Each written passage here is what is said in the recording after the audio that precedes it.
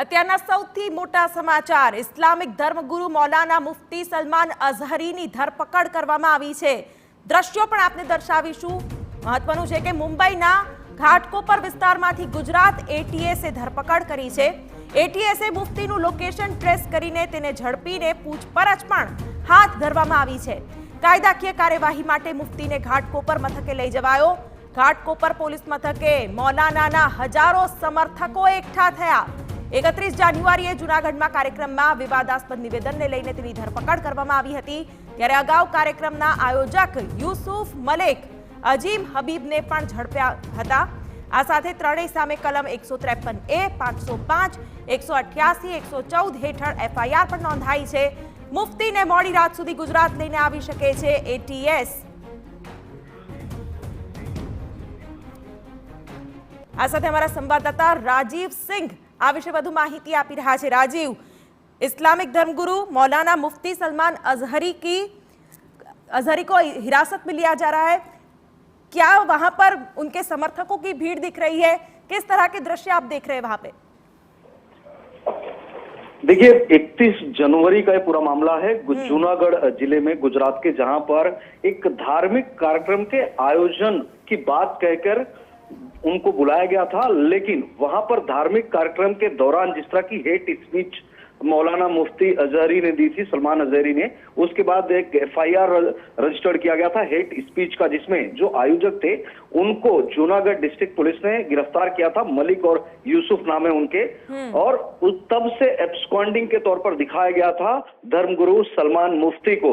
जब जूनागढ़ पुलिस इस पूरे मामले की इन्वेस्टिगेट कर रही थी, तो जिस तरह का पूरा मामला था उसमें गुजरात एटीएस से भी मदद ली जा रही थी और एक ज्वाइंट टीम जानकारी के मुताबिक बनाई गई, और उसके बाद में शनिवार को ये टीम जो है वो मुंबई के लिए निकली थी। और आज यानी कि रविवार को मुंबई में घाटकोपर इलाके में मुफ्ती सलमान अजहरी को ट्रेस किया गया और उन्हें हिरासत में लेकर घाटकोपर पुलिस थाने जब लाया गया, लगभग 4 से 5 घंटे का ज्यादा समय बीत चुका है। अभी भी हजारों सैकड़ों समर्थक जो हैं घाटकोपर पुलिस स्टेशन के आसपास जमा है।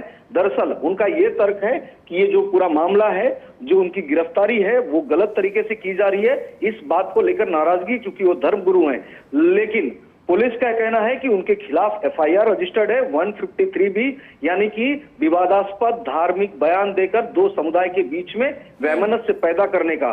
दरअसल 31 जनवरी को जो उन्होंने स्पीच दिया था, उसके वीडियो सोशल मीडिया में वायरल हुए थे, और उसके बाद में 2 फरवरी को ये केस रजिस्टर्ड किया गया था, जिसके बाद से पुलिस उनकी तलाश कर रही थी। मसला यह है कि अब मुफ्ती सलमान अजहरी को गुजरात पुलिस यानी कि जूनागढ़ पुलिस जो है लेकर जाना चाहती है जूनागढ़, लेकिन लोगों की भीड़ के आगे पुलिस इस वक्त घाटकोपर पुलिस थाने में मौजूद है। वहीं पर उनका बयान दर्ज किया जा रहा है, उनसे पूछताछ की जा रही है और लोगों को भी समझाने बुझाने की कोशिश की जा रही है। कुछ स्थानीय पार्टियों के नेता भी वहां पर पहुंचे हैं, लेकिन पुलिस का कहना है कि ये पूरा मामला जो है वो नॉन बेलेबल ऑफेंस के अंतर्गत आता है। ऐसे में गिरफ्तारी मुफ्ती सलमान अजहरी की तय है।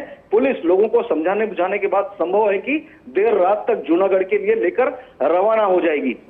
बिल्कुल राजीव, जानकारी के लिए धन्यवाद। तो अत्यारे तो जे धरपकड़ करवामां आवी छे गुजरात पुलिस द्वारा मुफ्तीनी पूछपरछ पण करवामां आवी रही छे, पण मोटी संख्यामां मौलानाना समर्थको અહીં હાજર છે। તેની વચ્ચે ગુજરાત પોલીસ માટે પણ એક પડકાર છે, તેને કઈ રીતે ગુજરાત લઈ આવવો। અમારા સંવાદદાતા યુનુસ ગાઝી આ વિશે વધુ માહિતી આપી રહ્યા છે। યુનુસ, મુફ્તીને ક્યારે ગુજરાત લઈ અવાય તેને લઈને હવે તો ગતિવિધિઓ તેજ થઈ છે, પરંતુ તેની વચ્ચે મુંબઈના દ્રશ્યો પણ જોઈ શકાય છે। મોટી સંખ્યામાં અહીં સમર્થકોની ભીડ છે, તેની વચ્ચે ક્યાંક ગુજરાત પોલીસ માટે પણ આ મામલો પડકારજનક। શિવાની, જે રીતે રાજીવે બતાવ્યું તે મુજબ જૂનાગઢ પોલીસ મથકે જે ગુનો નોંધાયો હતો અને તેમાં આયોજક યુસુફ મલેક અને અઝીમ હબીબ સહિતના અને મુફ્તી સલમાન અઝહરી વિરુદ્ધ 153A, 505 અને 188, 114 મુજબનો ગુનો દાખલ કરવામાં આવ્યો હતો। યુસુફ મલેક અને અઝીમ હબીબની સામે કાર્યવાહી કરવામાં આવી હતી, પરંતુ જે મુફ્તી સલમાન અઝહરી છે તે ઘાટકોપરમાં હોવાથી જૂનાગઢ પોલીસ દ્વારા ગુજરાત એટીએસની મદદ માંગવામાં આવી હતી।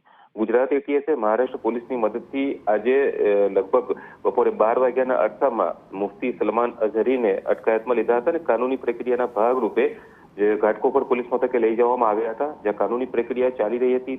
તેમ જે મુફ્તીના સમર્થકો હતા અને તેઓને જે માનનારા લોકો હતા તેઓ મોટી સંખ્યામાં ઉમટી પડ્યા હતા અને જે કાનૂની પ્રક્રિયામાં બાધા ઊભી થઈ છે. હાલ તો જેમ બને એમ વહેલી તકે કાનૂની પ્રક્રિયા પૂર્ણ થાય ત્યાર પછી તેઓને વહેલી તકે ગુજરાત લાવવાના પ્રયત્નો કરવામાં આવશે.